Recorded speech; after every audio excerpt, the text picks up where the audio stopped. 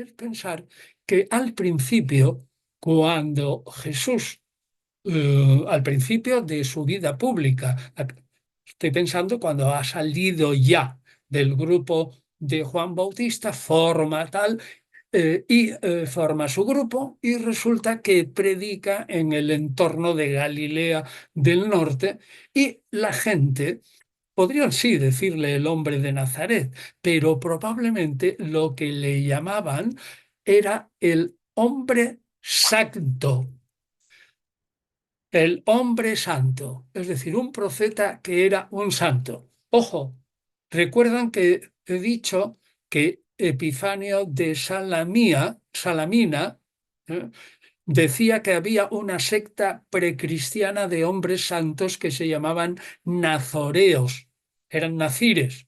Y yo digo, bueno, eso aunque lo diga Epifanio de Salamina, esa secta como tal, no tenemos ninguna constancia histórica de que existiera. Y por lo tanto, aunque lo diga Epifanio de Salamina y no hay ninguna prueba, no podemos afirmar que Jesús le llamaban el hombre santo porque él pertenecía ya desde jovencito a una secta de santos llamados nazareos.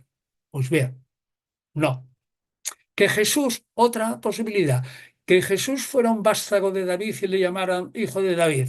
Ya lo he dicho, esto sí es cierto que el pueblo le llama hijo de David. Jesús nunca, pero el entorno y muchas veces hijo de David y también fuera de los evangelios, en hechos y fuera de evangelios hechos. Bueno, pero sería también una confusión, porque Netzer Sadi. Entonces, el Notzri, con Zayin en hebreo, el observante, el nazir de la ley, sería el individuo que de alguna manera, en algún momento de su vida, hizo un voto de nazireato. Pues bien, para los griegos, el nazir, y con esto estoy diciendo nacireios o naceirayos o nazirayos o nazarayos y todo eso, todo transcrito con el mismo fonema, la z de z griego, podría equivaler a hagios griego, hagios, H, A acentuada, G de Galicia, I-O-S, hagios, santo, que le conviene muy bien a Jesús porque los demonios son los únicos que de verdad saben que este Jesús es un hombre particular.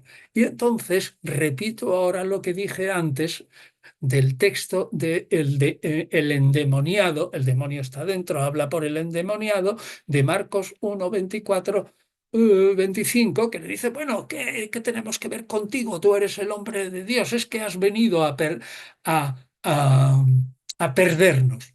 Pues bien, es esta unión de Nacir con Hagios, que yo la leí hace muchos años en Guiñever, luego he visto también que en Juan, o sea, y que él, Guiñever, se fija sobre todo en Marcos 1, 24, 25, bien testimoniada en Juan 6, 69, 6, 69, cuando hay una desbandada de discípulos de Jesús y Jesús le pregunta a los 12, ¿no?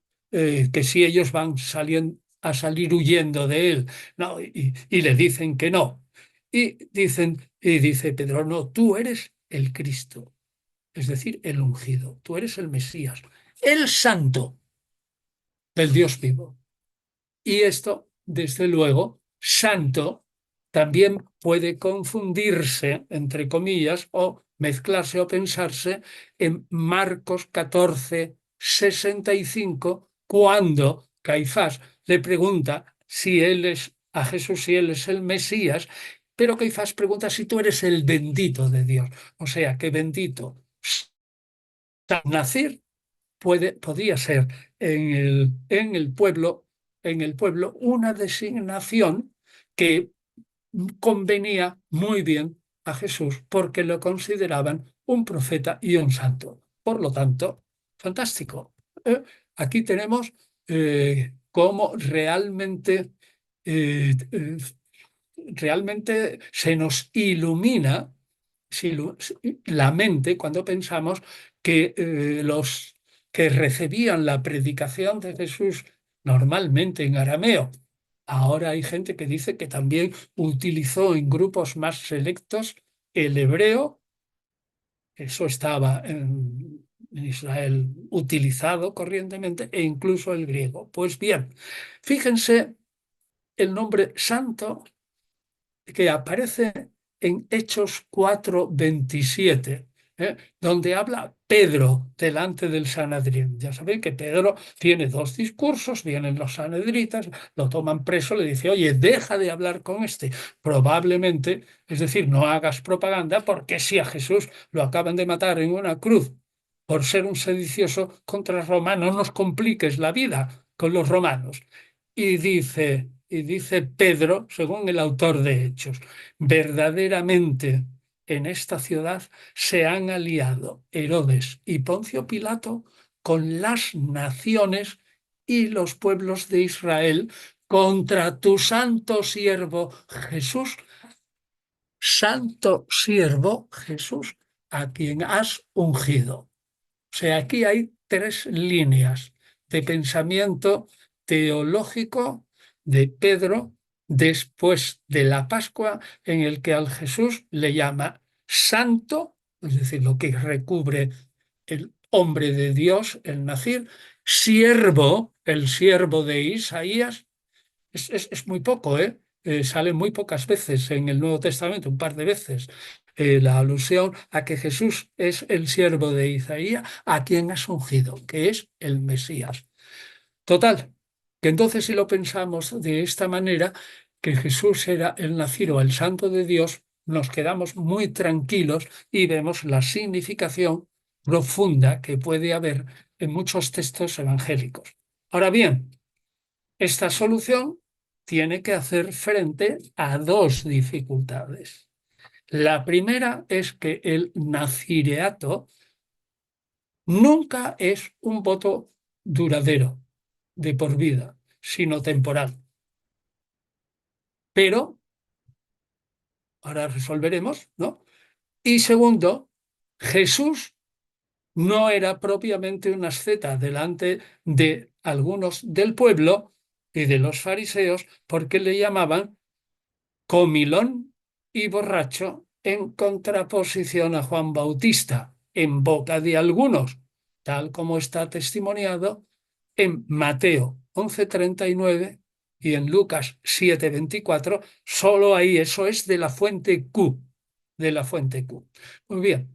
Ahora, yo creo que estas dos dificultades, del nazireato que se hacía una sola vez por vida y otra como comilón y bebedor, se pueden resolver con relativa facilidad.